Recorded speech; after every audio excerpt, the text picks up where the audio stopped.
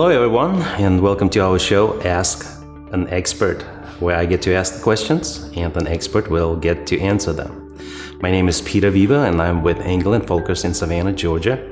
And today we have John Stahl with Academy Mortgage with us, who will be talking to us about the first-time homebuyer process. Welcome, John. Why don't you tell us a little bit about yourself? Sure, Peter. Thank you for having me today. I'm John Stahl. I'm with Academy Mortgage. I'm the local branch manager here in the Savannah market. I've been in the business for 27 years, so long time being in the mortgage business. First job out of college, right into mortgage. That's all I've ever done. Interesting. So what is the process in the first-time home buyers? What would they have to look for? Sure. So the first step in the home buying process really is going to be to contact your lender, right? You're going to want to contact a lender and you're going to want to get pre-qualified or pre-approved for the mortgage loan before you go out and make an offer on the house.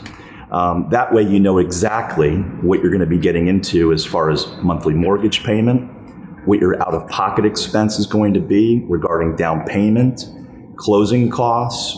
So you're going to know all of that up front, and you're going to know that you're approved ahead of time before you even start the home search process. Interesting. Let's say I'm a first-time home buyer. What programs are available for me? What can I do? Sure. There's actually several loan programs out there that assist first-time home buyers in buying a home. FHA is one of them. That's the most popular loan program that you hear about most frequently. There's also USDA Rural Housing. There's also a Fannie Mae loan program that's called Home Ready. And the big difference with the first-time homebuyer programs is that they allow for lower down payments. So the most difficult thing for a first-time homebuyer, to do when they're buying a house for the first time is to come up with the down payment money. So, for instance, on that FHA loan program, the minimum down payment is only 3.5%. The Fannie Mae Home Ready loan program is actually a little bit less money that's required for down payment. It's only 3%. And then USDA Rural Housing is a loan program that does not require a down payment at all. So they'll let the home buyer finance 100% of the purchase price. No down payment at all? No down payment required on USDA Rural Housing.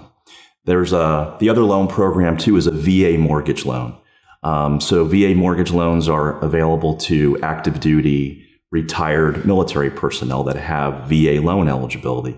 That program does not require a down payment as well. So it's very helpful. The state of Georgia also has a down payment assistance program that helps first-time home buyers. The name of that program is Georgia Dream. And the Georgia Dream program is a program that will allow that home buyer to go with, say, an FHA loan. But they will also help with giving the down payment assistance. So there's three different levels of down payment assistance with Georgia Dream. The standard down payment assistance is $5,000. They also have a program that if you are a personal protector, if you're a firefighter, police officer, ambulance driver, they'll give $7,500. They also have a program that if you have a disabled family member living in the household, they'll give $7,500 towards down payment. So that $7,500 or $5,000, whatever the buyer might qualify for, can help come up with the down payment money. That is interesting. Now, I talked to you, I got the mortgage. How do I know how much of a house can I afford? What is my price range? What do I look for? Sure. So what I'm going to do with the buyer, when I sit down with them and we go through all of the numbers, we're going to look at things such as what they call a debt-to-income ratio. So the debt-to-income ratio is one of the ways that we qualify somebody for a mortgage. We need to make sure that the borrower, the buyer's gross monthly income is a certain percent of their household mortgage payment. So we look at that. We also look at credit score. We look at the amount of debt that they have outstanding. So all of that is discussed during that consultation with me up front so that we know exactly how much your mortgage payment's going to be and how much you're going to be approved for. Now, you mentioned programs, USDA, FHA, some down payment, no down payment. Closing cost is a big thing. Going into it, you have to have cash in order to close. How much are the typical closing costs? Sure. So a good number to work with as far as percentage goes is 3% of the purchase price.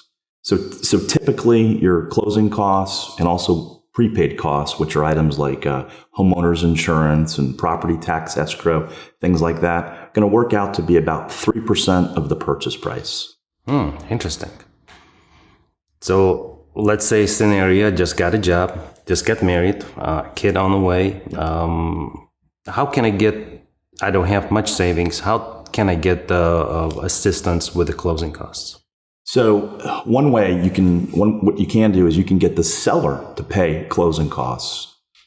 Yes. So loan programs will allow the seller to pay the borrower's closing costs. Mm-hmm. And depending on the loan program, that's going to vary from anywhere between, say, 3% all the way up to even 6% of the purchase price with an FHA loan. So what'll happen is that, at closing, the seller will be paying a portion or all of the closing costs, which is really, really helpful. That is interesting. That's amazing. Now, let's say we got past all the process. We found the house, we got the mortgage, we are ready to close. How do I know when we are ready to close, when we're clear to close from your perspective? Sure. So during that process, of course, I'm going to be staying in touch with you, with the buyer, throughout the entire process, every step of the way. And of course, when we get that clear to close, right, that's the best feeling in the world, right? When everything's clear to close and you're ready to go to the closing table. So typically that will happen at least maybe 7 days, 5 days prior to your actual closing date. And of course, I'm going to let them know immediately and let you know as their agent that everything is clear to close. Interesting. That's good. Now, the final question now. Never bought a house, yep. 25 years old, married, like I said, child on the way, always rented, comfortable renting. What's the difference renting and buying? Why would I even consider buying? Sure. So interest rates right now are at an all-time low. They're the lowest they've been in probably the last 50 years or so. So just to give you an example, let's say a $200,000 home. Your estimated payment on a $200,000 home, and let's use 2.75% for an interest rate, and we'll assume an FHA loan, right? Minimal amount of money down, which is 3.5%. The estimated monthly payment on that is going to work out to be about $1,270 to $1,300 per month, which includes everything in that payment: your principal and interest, your monthly homeowner's insurance, your monthly property taxes, and monthly mortgage insurance. So a payment of $1,300 a month for your mortgage versus what you'd be renting that similar house for is going to work out to probably about 20% less than what the actual rent for a home $200,000 purchase price would run. So it's very, very affordable right now to buy a home.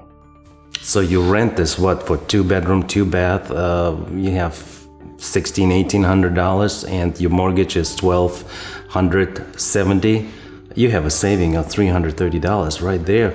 Yes. At the lowest. Yes. Why wouldn't you? That's tremendous. Yeah. Tremendous difference between mortgage payment and current rent. Thank you so much, John. Thank you so much for joining us and giving us all the information. And thanks to all of you for watching. If you're watching us on YouTube, make sure to like us and subscribe to my channel and hit the notification bell. If you're watching this on Instagram or Facebook, make sure to like this video and follow my page to stay up to date on everything that's happening in Savannah and real estate. Until next time.